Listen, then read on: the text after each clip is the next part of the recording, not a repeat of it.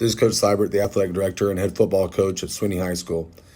As you watch the video and take a look at the different facilities, and you will see that we have great pride in our school. We have great pride in what we have, and we're thankful that we have it.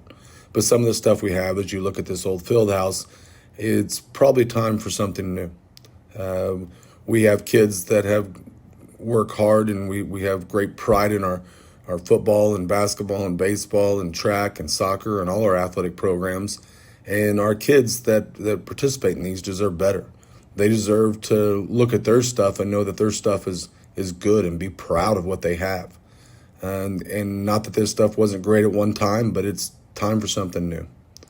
And you can see the showers and the restrooms and the things that are being used at this time, or we are ready for new. And we're ready for something better.